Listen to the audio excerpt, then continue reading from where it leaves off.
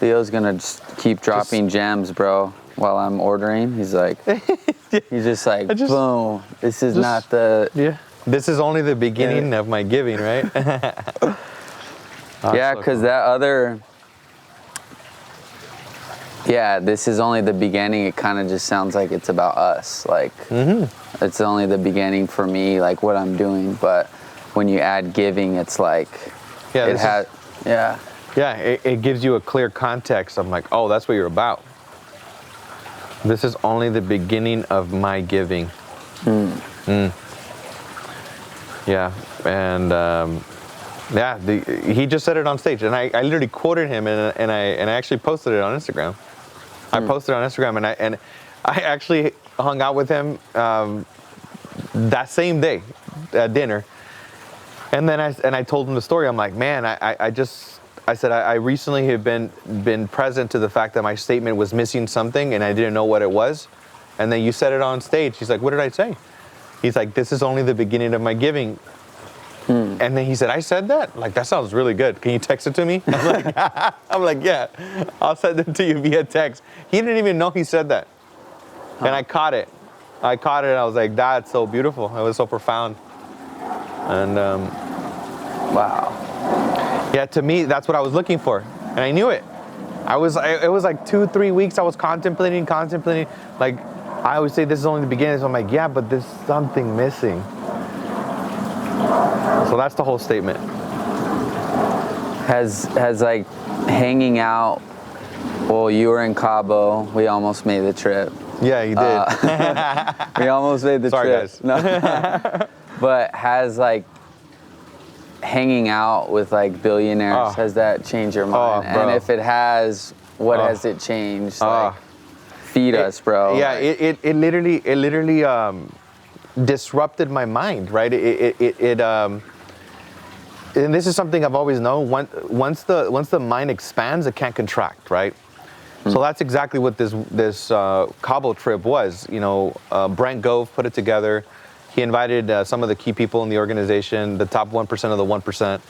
And, you know, I told him, I'm like, man, I guess I made the list, I guess, right? And I was out there with them hanging out. And there was only about 15 of us that were on this trip. So just experiencing the lifestyle, the prosperity, the happiness, like everybody was just masterminding like this. We were just vibing, but on a 160-foot yacht in the middle of the ocean, and every 5 minutes we had a different view. And this is how they're living their life. And I just got present to like, man, like that's how I want my life to be moving forward. Like that's what I'm after, right? It's like we're all after like we're basically chasing our visions. So that was a clear picture and experience for a whole day. Just, you know, the conversations are different.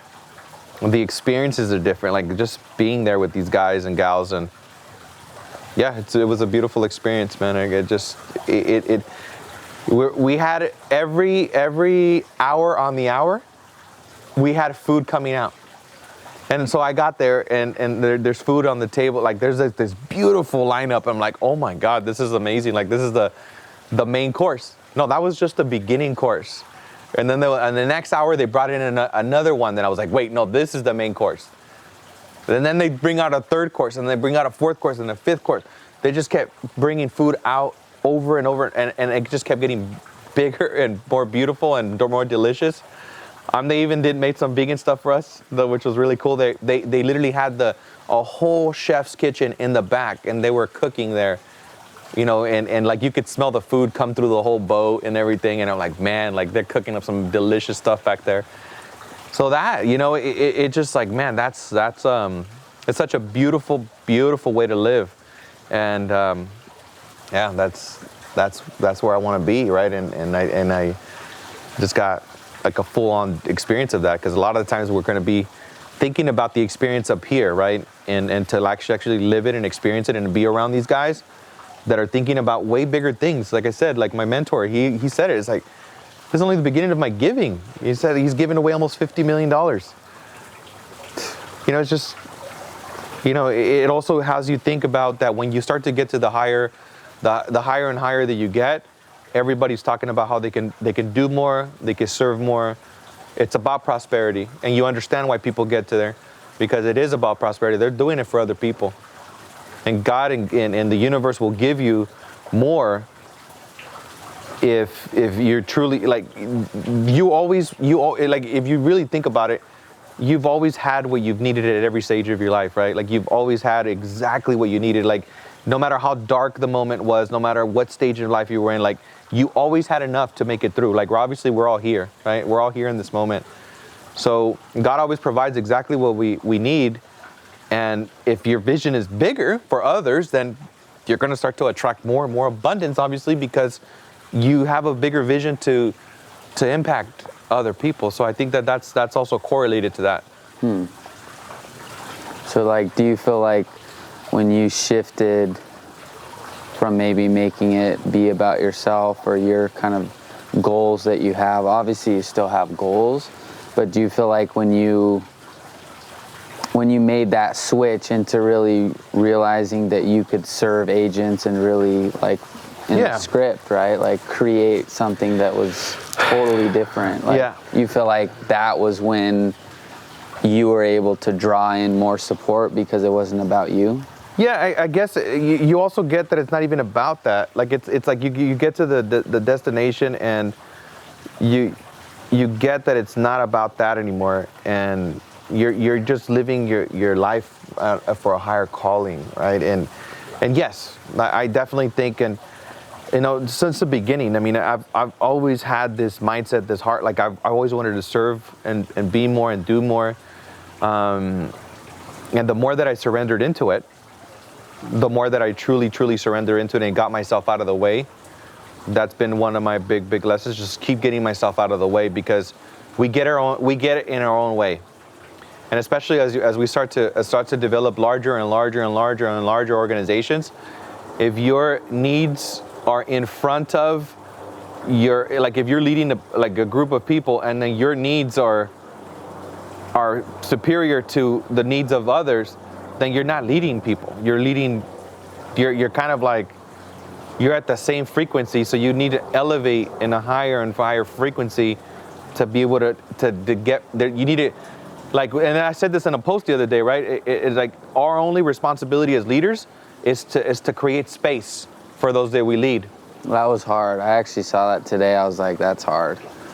Like, did you come up with that? Yeah. Yeah, that's hard. Yeah. That's hard. And so look, so I'll elaborate. What do I mean by creating space? That means that you need to continuously evolve over and over every single year, so you can actually create that gap between the people you lead and yourself.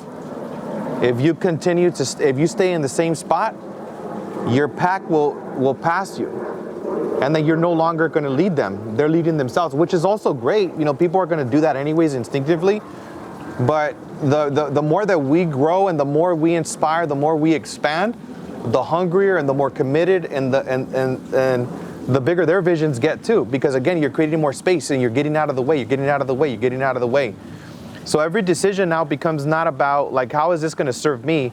The decisions become about, this is going to serve the person. Like, I'm gifting them. Like I've literally gifted people millions and millions of dollars of opportunities, and I give them from an authentic place, not because I'm looking at gaining something, because I'm just like, there's prosperity.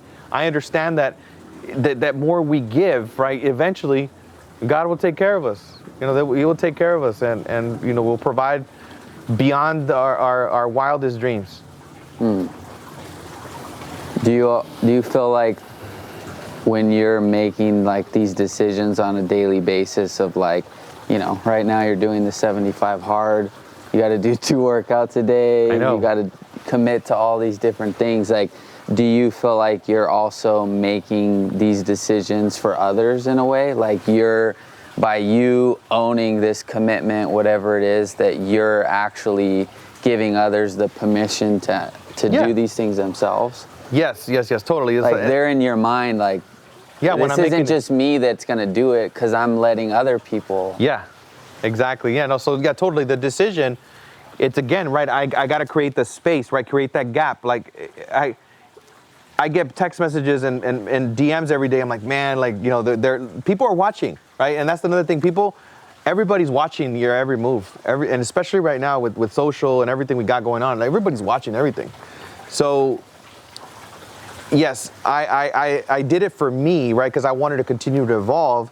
But I know that like when we do the hard things that people are not willing to do, that inspires other people to do those hard things, which is going to get them to the next level of their life. So even though right now with everything I have on my plate, it doesn't make sense. I'm running 10, 12 meetings every single day. I'm traveling continuously. You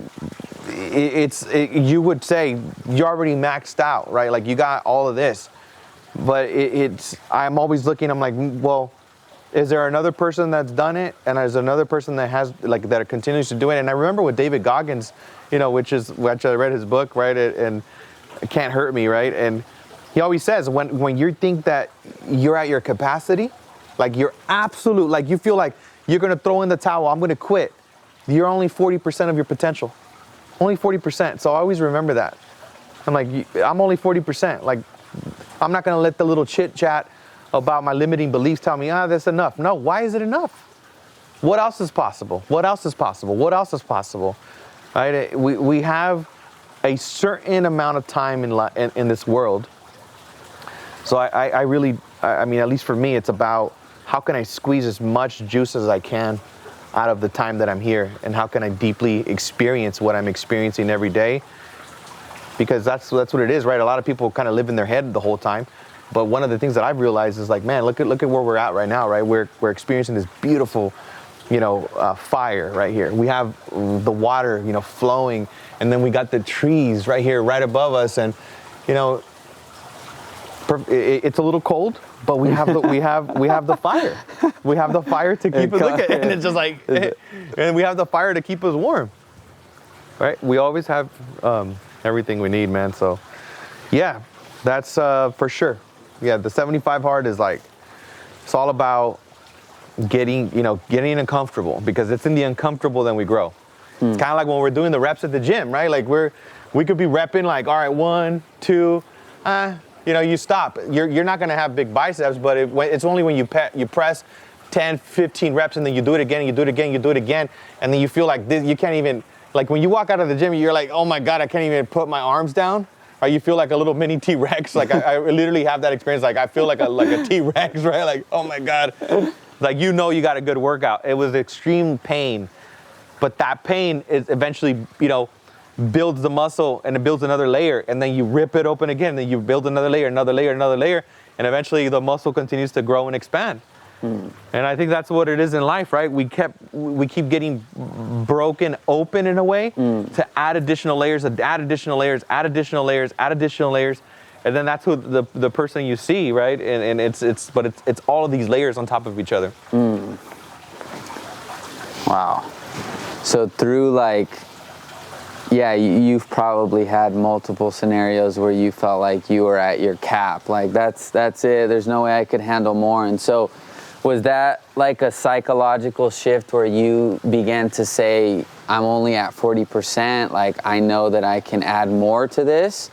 Or was life continuing to test you and say, look, if you want this, like this is what you're gonna have to do? Or were you more of did you have a psychological shift where you were saying, I can do more and I'm gonna go commit to more things? Or was it like life would challenge you to see if you actually wanted to maintain and keep those things? Right.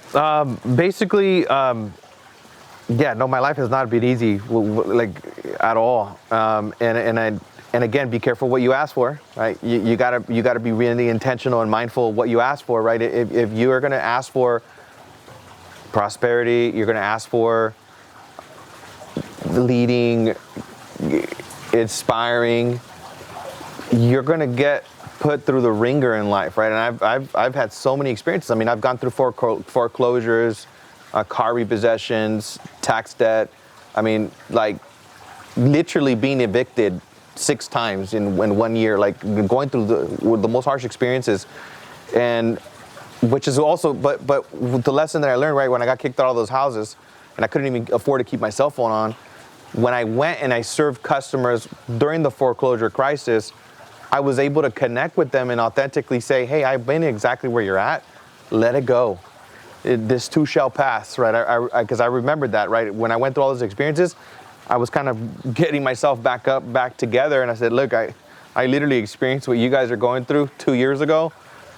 Doesn't feel good, but my advice is to walk away, get yourself into the next home, rent temporarily, clean up your credit, and you'll be able to buy again. You're gonna move through this. This is happening for a purpose. So I feel like the lessons and the inspiration and the ability to lead others come from you doing your work. That's when you're gifted the opportunity to lead, right? And it's not, we could all say like, I want to lead and I want to inspire. Well, when you ask for it, right, you declare it, then your life is literally like, it's all put together. And then the lessons, whatever you're dealing with, it might be financial, it might be relationship, it might be physical, there's a lesson in everything. And there's a season that and that's the other thing, right, I learned is trying to find the gold in winter. Try to find the gold in fall. Because we all want spring and summertime and, when everybody, is vibing out, and we all want to be there. But there's gifts in the winter, and there's gifts in the fall, and there's gifts in every season of life. So I think that's been one of the things why I'm able to talk about it, right? Because again, life has put me through those experiences, and I've asked for it. Okay. God's gonna be like, all right, you really want to lead, you really want to inspire. Okay, well, we're gonna test you to see how real you really are, right? And I've done things throughout my life that have helped me to really kind of get all that stuff together. And I talked to you a little earlier when we were doing another video, right? It was like the course called Landmark. That one changed my life, man. Changed my life. It had me take full responsibility of my every aspect of my reality, right? Like I took full responsibility for my health. I took full responsibility for my relationships. I took full responsibility for my finances. I took full responsibility for the relationship with my dad, with my mom. I took full responsibility, and in a little microcosm, in a way, like on a small scale, the relationship with your family. There's gifts and lessons with each one of them in your life.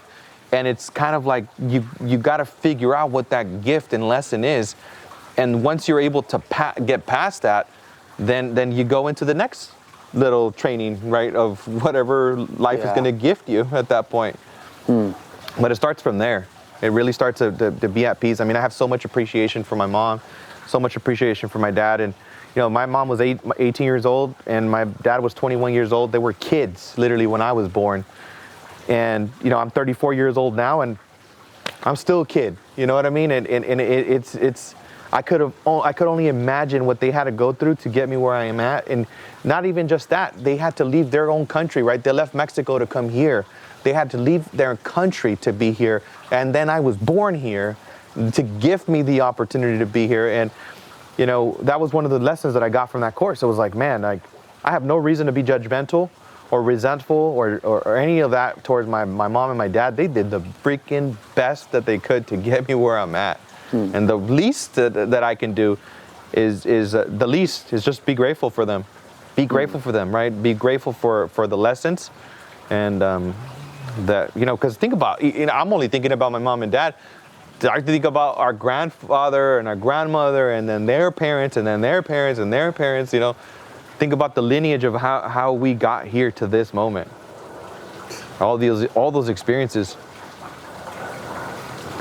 So when you did the Landmark course and you were 25, was this prior to kind of the repossessions and just some of the hardships that you had with like foreclosure, or was that was before? Yeah, it was before. It happened to me at 19.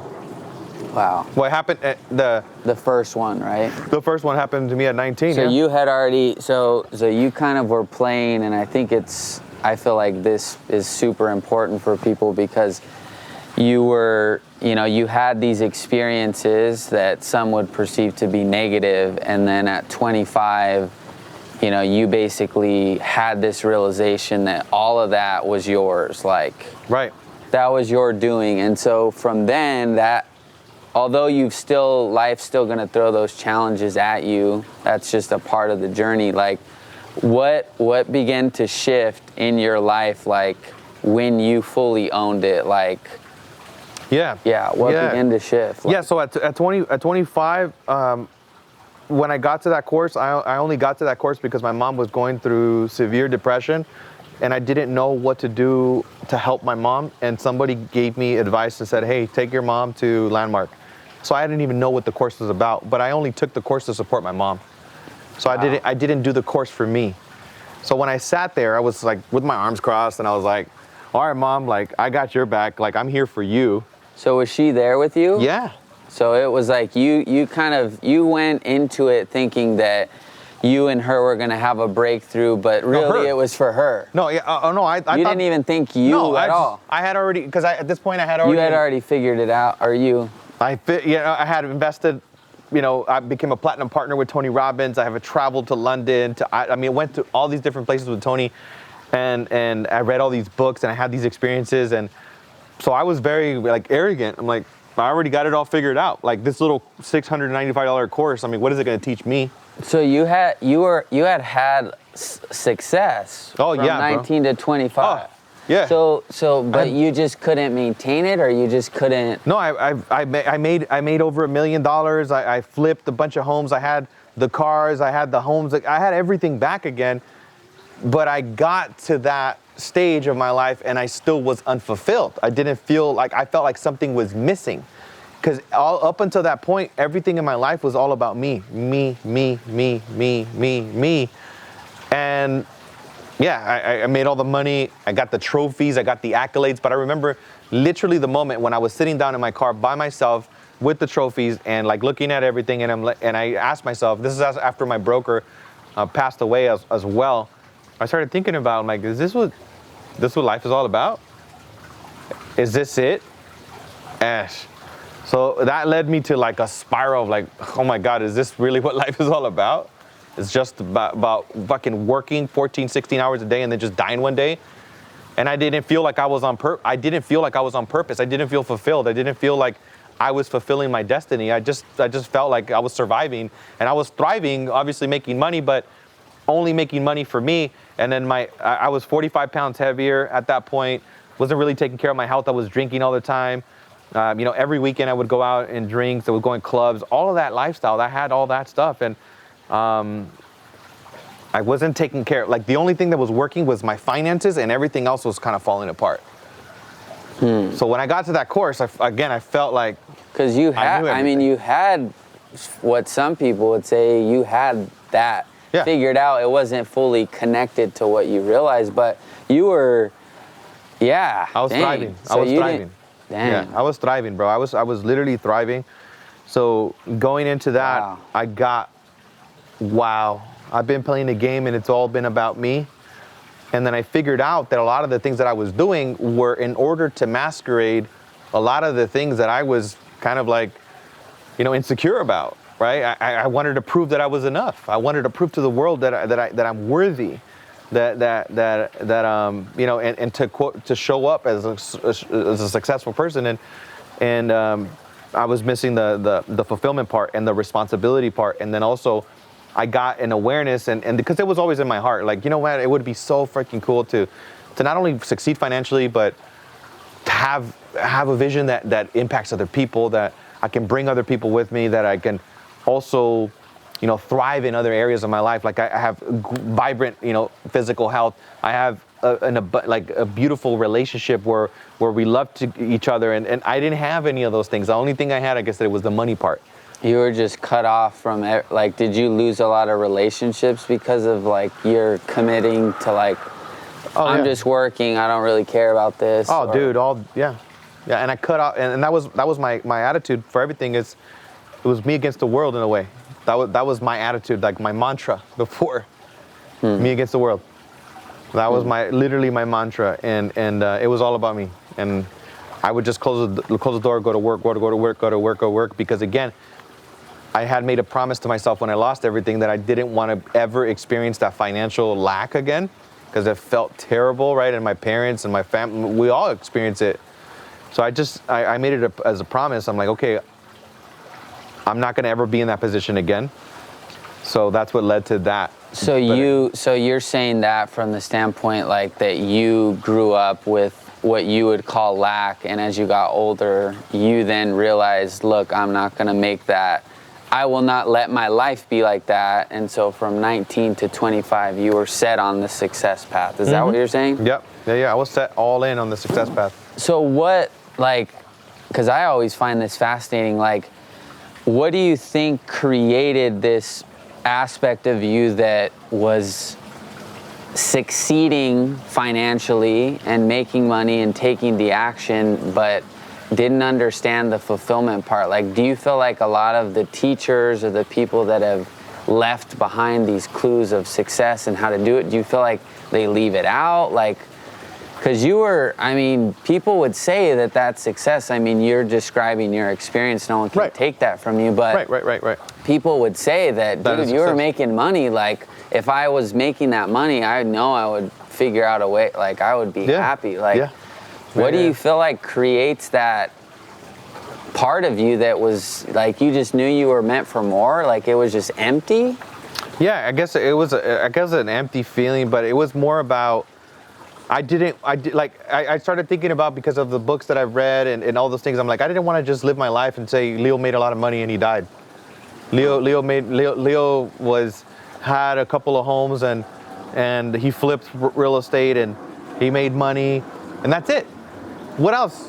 What else is there? Like, that was it. Like that, and I just started thinking about, I'm like, damn, like, I think I remember doing an exercise with Tony Robbins. He literally said, like, get yourself into, like, when you're 85, 90, 100 years old, and think about what would your 80, are you proud? Like, or actually, it's a rocking chair test. That's what it was. It's a rocking chair test. So picture yourself being in a rocking chair at 95 years old, and then you're reflecting and visualizing and getting present to, like, your whole life. Are you proud of yourself? Are you really proud of yourself? Did you really do everything that you dreamed of? Right? What would, like, literally bring yourself to that 95-year-old version, and you're like literally in the rocking chair, moving back and forth. And then when I did that, I was like, damn, there's a lot more for me to do. There's a lot more for me to do. But so life, I mean, there's not really an alternative path, but you felt like because you went through that and because you had put so much effort into, like, this path of success, that life kind of had to break you down. Yeah, exactly. Because you couldn't have just adjusted and said, oh, I just want to add these, I want to start to master these areas of my life. Like, in order for you to actually realize what you're saying, you had to be kind of taken to the bottom. It wasn't like you could have kept making money, kept going, and just said, oh, I want to start to, like, master these things. You had to literally be like torn apart. Literally, yeah. Because of the vision, the person that I am right now, I created. I had a coach that literally, he's like, what do you want your life to be about? How do you want to show up? And I said, I want to make the world a better place. I want to speak and inspire and transform the world and make I want my presence to make the world better. And then she says, okay. So she wrote down my vision. She wrote it all out. And then she said, okay, well, let's look at your life. Let's look at how you're living it. Let's look at how you eat. Let's look at your relationship. Let's look at your family life. She started auditing everything. And everything in my life at that point also was the complete opposite of what I had created. So through that journey, she told me, she says, look, if you really are truly committed to this vision, then you got to understand that you're probably going to, like, your whole life that you've created now, you got to be willing to let it go.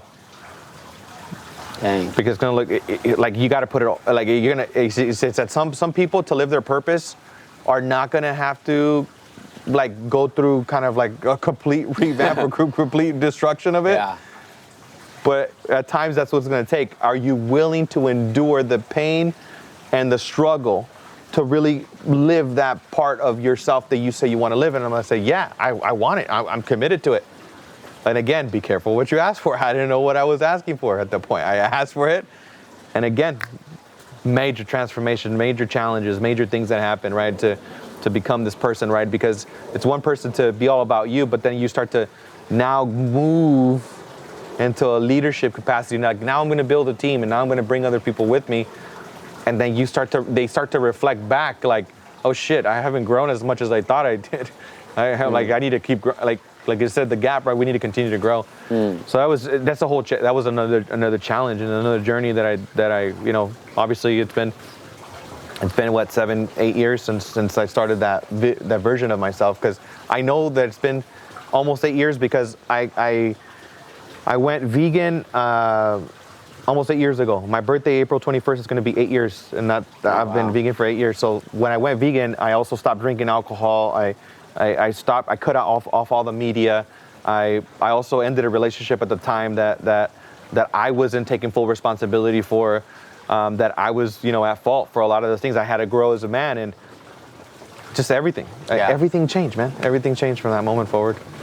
So from 19 to 25, you were having a lot of external success, but you were clearly not fulfilled. And one of those key moments for you was going to this course, which was Landmark, that you thought you were going for just for your mom. Just for my mom. And then that sets off like this sets you in a totally different trajectory. Yeah. And then by 27 or right around that same time, you're then kind of meeting with this coach, and this coach is kind of it was right before. The coach was right before, and then the coach is actually the one that gave me the advice, hey, take your mom to Landmark. Okay. Because she was coaching me at a high level, and it was intense. I had no transformation in my life whatsoever. So it was extremely painful, because I basically went one day and I said, okay, today I'm going to be vegan. Yeah. So that's one what day it sounds like, because you're like, on my birthday, like, I ripped the page out. Just like a whole new way of eating, a whole new way of behaving, ending a 5-year relationship. And again, just ending a relationship is painful. Happy birthday, dude. Just let her. just ending a relationship is painful. You're talking about completely rewiring the way that you eat, the way that you've been programmed to eat since you were born. It was extreme pain. I took to endure all of that pain. And you drank too, to just cold turkey cut out drinking? Cut out drinking as well, yeah. Everything. Not even coffee. I stopped drinking coffee as well. Everything. I literally became like a monk in a way, right? Yeah. Overnight. Like, I just cut off everything. Everything. And again, it was extremely painful. But that's obviously like your every action is causing a reaction, right? You're not going to see it right now, but you're going to see it eventually, right? So now, it's we're looking at this is the 8-year version of what I created for myself. It wasn't like this. I wasn't like this. This wasn't me. If I was my old me, we wouldn't even be sitting here. I would still be in my home, probably drinking, and God knows what the hell I would be doing.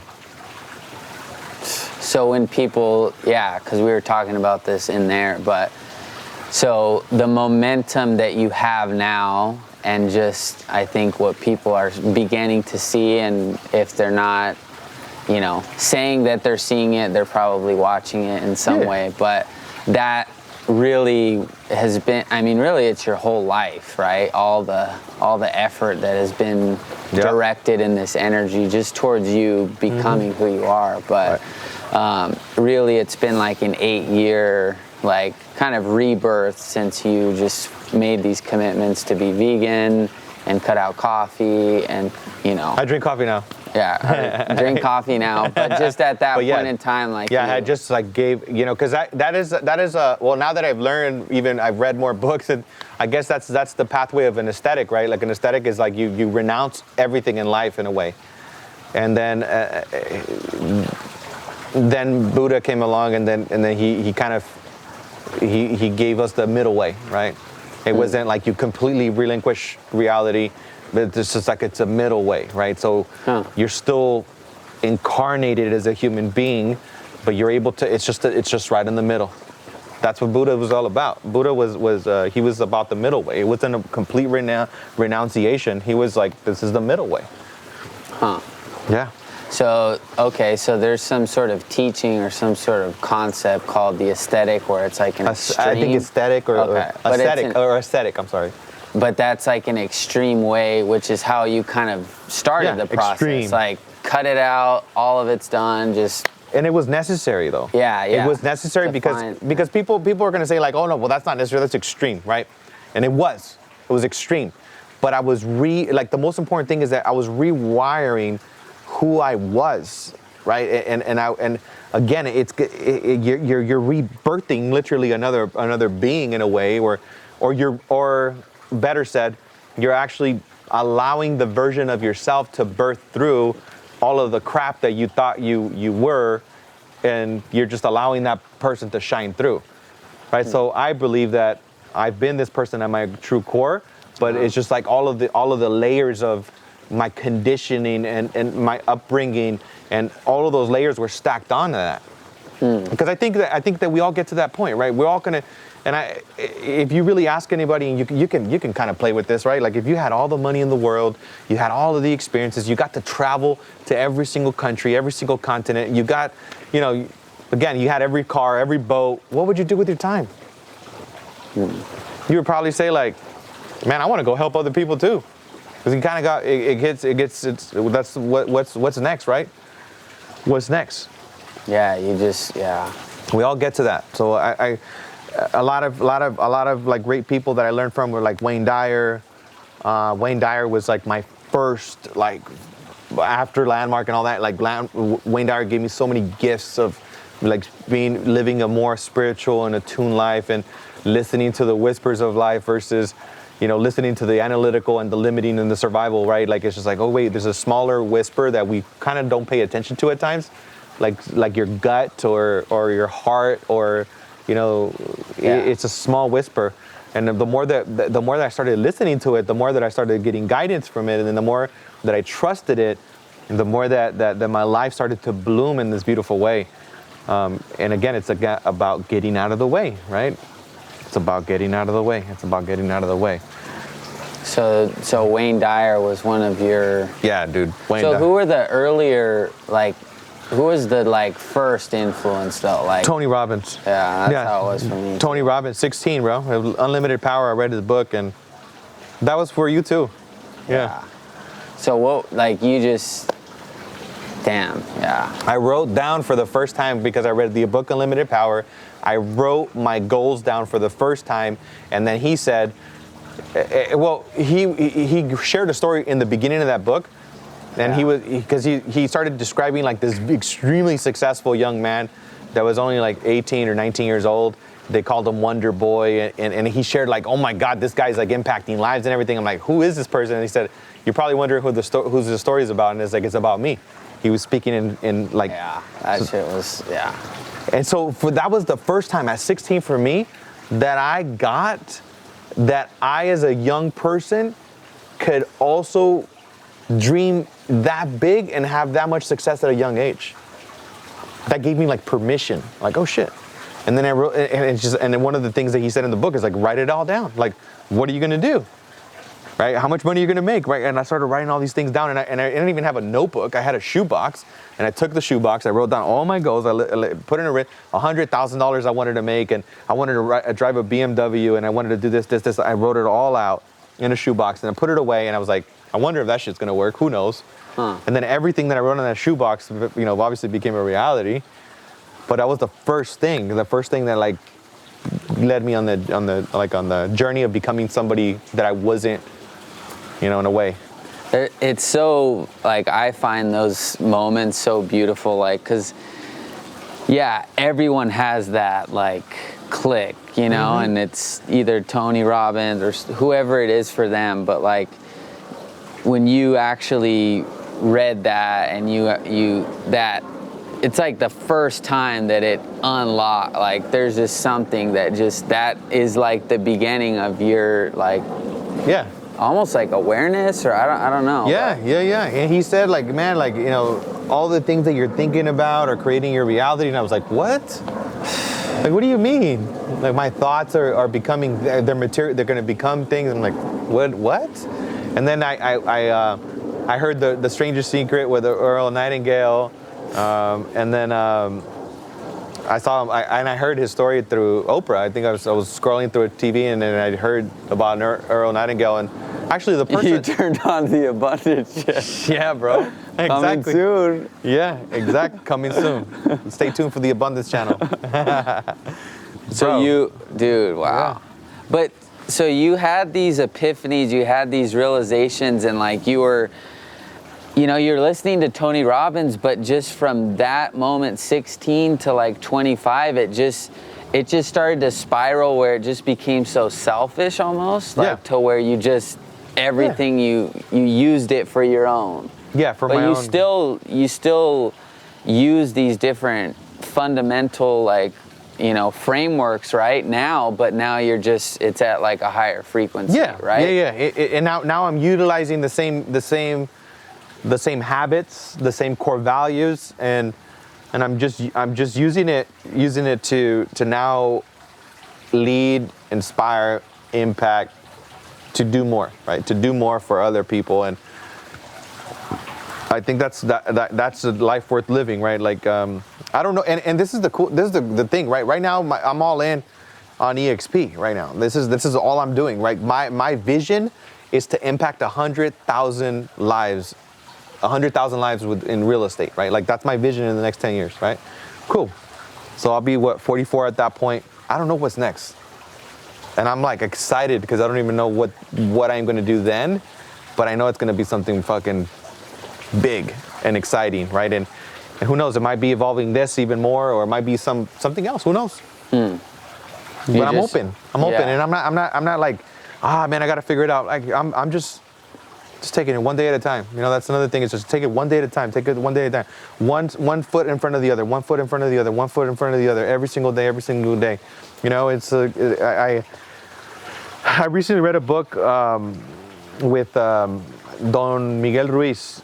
He talks about the older traditions, and he talks about Mexico City and the pyramids, right, and all that stuff. And I actually went to the Moon Pyramid, the Sun Pyramid, and I walked up those stones, and you looked at these massive structures. You're like, what the heck, And there was little kids and elderly people walking up these pyramids, and my girl and I walked up these steps, and then at times she was like, oh my God, I don't know if I can make it, but she saw this old person, in front of her. She's like, okay, I'm gonna do it. But again, it was one step at a time, and then eventually we're at the top of the pyramid, and it was just the most beautiful view, right? And that's what it is. Like once you take the step, you take the step, you take the step, you take the step, you take the step, you take the step, you get all the way to the top, the view's nice. The view's nice from up there, but you only can observe the view if you actually take all the steps to the top. If not, you're gonna probably, you're like 25% of the way there. Like, I had enough already. I think we should turn back.